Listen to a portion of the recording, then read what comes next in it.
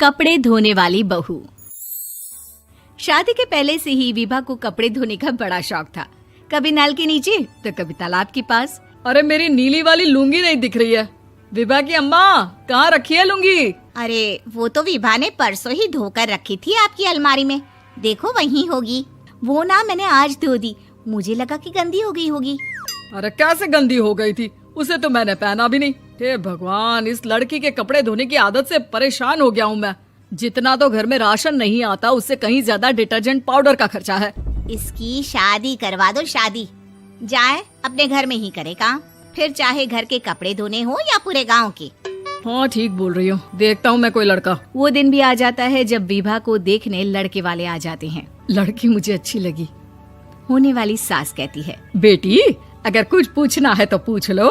वैसे तो हमारी लड़की बहुत ही शर्मीली है, जो बोल दो वो मान लेती है, इसे क्या पूछना होगा। अरे कैसी बात कर रही हो माँ, मुझे इन लोगों के घर रहना है, सवाल तो कई है। हाँ हाँ बेटा, पूछ लो ना, क्या पूछना है। आप लोगों के घर कपड़े कौन धोता है? सास का मुंह बन जाता है। देखो, अगर तुम ये कहना चाहती हो कि तुम्हें कपड़े धोने नहीं आते तो सुन लो, कपड़े मैं ही धोती हूँ, लेकिन तुम्हारे आ जाने के बाद मैं रुमाल तक नहीं धोऊंगी। अरे चुप रहना भाग्यवान, बहू बेचारी घर आई नहीं, उसे डराना शुरू कर दिया। वो क्या है ना बिटिया, अभी तक तो ये कल्लू की माँ ही धोती थी, लेकिन अब तुम्हारे पापा तो दहेज में वॉशिंग मशीन देंगे ही। तभी विभा की माँ बोल पड़ती है, सवाल भी पूछा तो क्या। वैसे भाई साहब, मशीन की तो फिर भी कपड़े धोने की कैपेसिटी होती है। मतलब जो बिटिया दे रहे हैं ना विभा, इसे कपड़े धोने का बहुत शौक है। ये आप लोगों के क्या, आस पड़ोस गांव मोहल्ले सबके कपड़े धो दे और उफ तक ना करे। बाहर देखा नहीं आपने कितने कपड़े सूख रहे हैं? सब हमारी बिटिया ने ही तो धोए हैं। बस भी करो ना माँ, शर्म आ रही इतनी तारीफ सुनकर। और तो और एक दाग निकाल कर दिखाओ तो मान जाओ। हाँ अच्छा, माफ करना बेटा, मैंने गलत समझा। हमें तो रिश्ता बहुत पसंद है। और ऐसे जुड़ जाता है रिश्ता कपड़े धोने का शौक रखने वाली विभा का। उसकी शादी हो जाती है कोयला फैक्ट्री में काम करने वाले कल्लू के साथ। शादी के बाद अचानक विभा चिल्लाती हुई सास के पास आती है। सासू माँ, अरे सासू माँ कहाँ है आप? ये तो धोखा है, धोखा दिया आप लोगों ने मुझे। इसे ससुर के चक्कर के बारे में पता चल गया। अरे तो उसमें तुझे क्यों धोखा मिला है? अरे नल में पानी नहीं आता, कपड़े कैसे कब धुलेंगे? अच्छा, तू पानी नहीं आ रहा उसकी बात कर रही है। तो आपने क्या सोचा? कुछ नहीं। अच्छा, तेरी माँ ने कहा था कि कपड़े धोने का शौक है तुझे, याद आया मुझे। शौक बोलकर कपड़े धोने वाले मेरे जुनून को कम ना आके सासू माँ, कपड़ा धोना मेरा गुरूर है।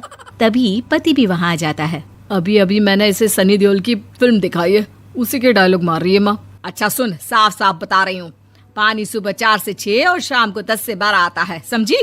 विभा टाइमिंग सुनकर हैरान हो जाती है। ये क्या भूतों का मोहल्ला है? सुबह 4 बजे उठकर कौन कपड़े धोता है? 4 बजे टंकी में पानी जाता है, फिर सारा दिन धोना ना, किसने मना किया? अरे कैसी बात कर रही हैं? 200 लीटर की टंकी में कितने कपड़े धो लूंगी मैं? सुबह ही उठ जाऊंगी मैं। अब क्या था, विभा सुबह 4 से लेकर रात के 12 बजे तक कपड़े ही धोती रहती। एक रोज सास पड़ोस से निकलकर कहीं जा रही होती है कि साथ वाली कहती है, हाँ कल्लू की माँ, जरा ये बताओ कि 2 साड़ी है, 2 ब्लाउज और एक पेटीकोट और एक नाड़े वाला लंबा कच्छा। हाँ तो? अरे तो क्या, कितना लोगी धुलाई ये बताओ। धोबन दिख रहे हैं हम क्या? हमारे पति सरकारी नौकरी से अभी रिटायर हुए हैं और बेटा सुपरवाइजर है कोयला फैक्ट्री में। धोबन समझ रखा है हमें? हाय रे कल्लू की अम्मा, माफ कर दो, वो तो मोहल्ले में यही सब बता रहे थे कि तुमने बहू को कपड़ा धुलवाने के काम में लगा दिया है। सास को पड़ोसन की बात सुनकर गुस्सा आ जाता है। वो घर पहुंचती है जहां घर के बाहर ही इतने सारे कपड़े सूख रहे होते हैं जितने कि किसी धोबन के घर पर। अरे ओ कल्लू की दुल्हन, बाहर निकल। माँ जी यहीं आ जाओ, बाथरूम में चादर धो रहे हैं हम। अरे अभी हम धोते हैं, तुमको बाहर निकलो। ये आस पड़ोस वाले बोल रहे हैं कि हम बहू से कपड़े धुलवा कर उसे कपड़ा धोने वाली बना दिए हैं। अरे छोड़ो ना माँ जी, किन लोगों की बातों में आती हो? आस पास के लोगों का तो काम ही होता है कि वो किसी तरह सास बहू को लड़ा दे। बहू सारे घर के कपड़े धोती है, ये क्या कम है? बोलिए।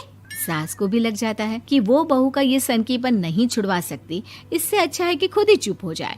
एक रोज सास और बहू मंदिर जाते हैं, जहाँ सास की साड़ी वहाँ खड़ी भीख मांगने वाली से मिलती है। माँ जी क्या बात है, आपकी साड़ी उस भिखारन से कितनी मिल रही है ना? हाँ हाँ देखो तो, दोनों की साड़ी मिल रही है। क्या बात है कल्लू की अम्मा, तुम खुद को तो अफसर की बीवी बताती हो और ऐसी सिंपल सी प्लेन साड़ी पहनकर घूमती हो। सिंपल और प्लेन नहीं है ये साड़ी। तो क्या सोने के धागे से फूल बने हैं? कुछ भी सासू माँ, कुछ भी। हाँ बने थे इस साड़ी में सोने के धागे से फूल। मेरे पति लेकर आए थे मद्रास से स्पेशली मेरे लिए 10,000 की। ताहे भाई साहब इस भिखारन के लिए भी सेम टू सेम साड़ी लेकर आए होंगे 10,000 की। सास उस वक्त तो कुछ नहीं कहती, लेकिन बहू के साथ घर आती है और अलमारी से एल्बम निकाल कर लाती है। ये साड़ी देख रही है, ये वही साड़ी है जिसे मैंने अभी पहना था। इस साड़ी में ये जो चमकदार फूल दिख रहे हैं ना, ये सोने के धागों से काढ़े गए हैं। लेकिन तू लोकल वॉशिंग मशीन ब्रश से घिस घिस कर सारे फूलों को निकाल कर साड़ी प्लेन कर दी। मुझे माफ कर दीजिए सासू माँ। और तो और, जब मैंने तुझे तेरी गलती के लिए कुछ नहीं कहा, लेकिन तूने तो सबके सामने मेरा मजाक ही बना दिया। क्यों? बहू को समझ में आ जाता है कि अब से उसका कपड़े धोना बंद।